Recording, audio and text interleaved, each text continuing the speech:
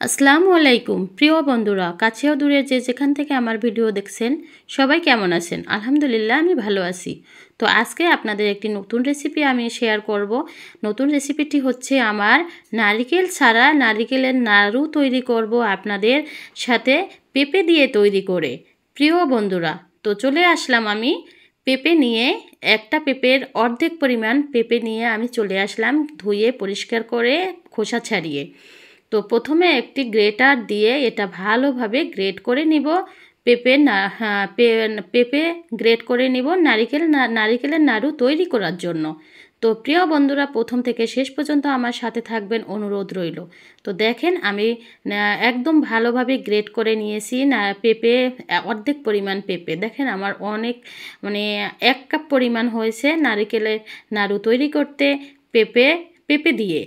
তো এখানে আমি পেঁপেটা ভালোভাবে গরম পানিতে 2 থেকে 3 মিনিট ভালোভাবে ফুটিয়ে নেব। প্রিয় বন্ধুরা, দেখেন আমি এটা পানি দিয়ে 2 কাপ পরিমাণ পানি দিয়েছি। পানি দিয়ে এটা ঢাকনা দিয়ে দেব। 3 মিনিটের মতো আমি ফুটিয়ে নেব পেঁপের যে গন্ধটা থাকে সেই গন্ধটা দূর করে নেওয়ার জন্য। তো বুঝতে পারছেন প্রিয় বন্ধুরা যে নারিকেল ছাড়া একদমই নারিকেলের নাড়ু তৈরি করব পেঁপে দিয়ে। তো প্রিয় বন্ধুরা, প্রথম থেকে শেষ পর্যন্ত আমার সাথে থাকার অনুরোধ রইল। যদি বাসায় ট্রাই করতে চান, আপনাদের যদি নারিকেলের নাড়ু খেতে মন চায়, অবশ্যই আপনারা পেঁপে দিয়ে নারিকেলের নাড়ু তৈরি করে নেবেন। তো এখানে আমি 3 মিনিট ভালোভাবে ফুটিয়ে ছেঁকে একটা ঝাঁপিতে ছেঁকে পরিষ্কার করে ঠান্ডা পানি দিয়ে ভালোভাবে ধুয়ে নিয়েছি। তাতে গন্ধটা দূর হয়ে যাবে, যে স্মেলটা থাকে কাঁচা স্মেলটা সেটা দূর হয়ে যাবে। তো এখানে এখন যে পানিটা আছে, বড় একটা কাপড়ের সাহায্যে এই পেঁপের যে পানিটা এটা ভালোভাবে একদম পানিটা একদম ছেঁকে পরিষ্কার করে একদম শুকনো করে নিতে হবে। এই যে গ্রেট করা পেঁপে, দেখেন আমি একটা কাপড় নিয়ে নিলাম, পাতলা একটা জর্জেট কাপড় নিয়ে নিলাম। এটা ভালোভাবে একদম দেখেন পানিটা কিভাবে ছাড়িয়ে নিচ্ছি। এরকম হাত দিয়ে জোরে কষলিয়ে একদম পানিটা ছাড়িয়ে নিতে হবে প্রিয় বন্ধুরা। তাহলেই কিন্তু এটা হচ্ছে কিন্তু মোস্ট ইম্পর্টেন্ট একটি কাজ। এই পানিটা যদি আপনার পেঁপের গ্রেট করা পেঁপেতে থেকে যায় তাহলে কিন্তু নাড়ু তৈরি করতে একটু সমস্যা হবে। তো আমি কিন্তু একদম হাত দিয়ে ভালোভাবে কষলিয়ে দেখেন পানিটা ছাড়িয়ে নিয়েছি। এখন আপনাদের দেখিয়ে দিব যে একদমই পানি নেই গ্রেট করা পেঁপেতে। দেখেন আমার পেঁপেটা বের করে ফেললাম, একটা বাটিতে নিয়ে নিয়েছি। একদম শুকনো পেঁপে, গ্রেট করা পেঁপে। এখন এটা দিয়েই আমি নাড়ু তৈরি করে নেব, নারিকেল ছাড়া নারিকেলের নাড়ু। তো এখন আমি রান্নাঘরে চলে যাব প্রিয় বন্ধুরা। তো এখানে প্যান বসিয়ে দিলাম। প্রথমে আমি এখানে খেজুরের গুড় দিয়ে দিলাম। তো খেজুরের গুড় দিয়ে দিচ্ছি এখানে, খেজুরের গুড়। তারপরে আমি আখের গুঁড়ো দিয়ে দিচ্ছি এখানে একটু আমার পরিমাণ মতো, যেখানে যতটুকু পেঁপে ছিল পেঁপের পরিমাণ অনুযায়ী আমি গুড় দিয়ে দিলাম। গুড়টা ভালোভাবে নাড়িয়ে চাড়িয়ে নিলাম। নিয়ে এখন আমি এখানে যে সামগ্রীগুলো ব্যবহার করব, উপকরণগুলো, সেগুলো আমি বলে দিচ্ছি।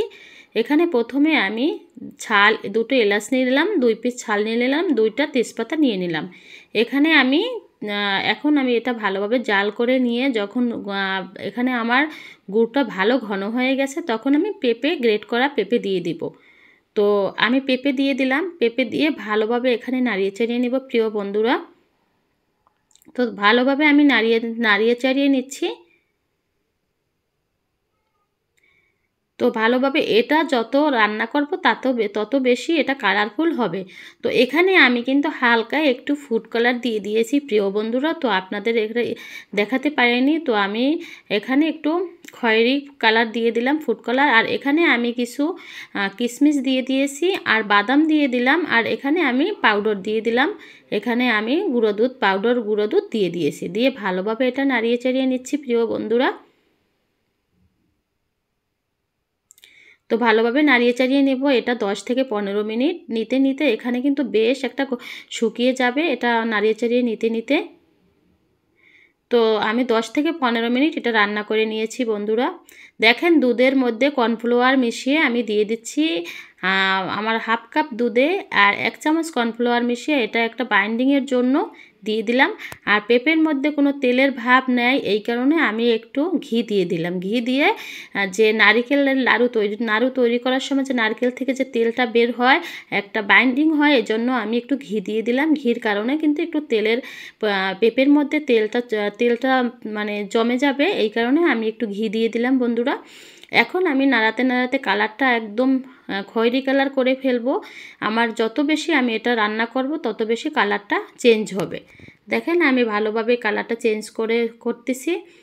তো এভাবে আস্তে আস্তে হালকা স্লো আছে এটা রান্না করতে হবে। রান্না করতে করতে একদম দেখেন আঠালো ভাব হয়ে গেছে। বাইন্ডিং যে এখানে আমি কর্নফ্লাওয়ার দিয়েছি তার জন্য দেখেন একদম একটা বাইন্ডিং ভাব চলে আসছে। তো এটা আমি ঠান্ডা করার পরে কিন্তু বেশ এটা শক্ত হয়ে যাবে।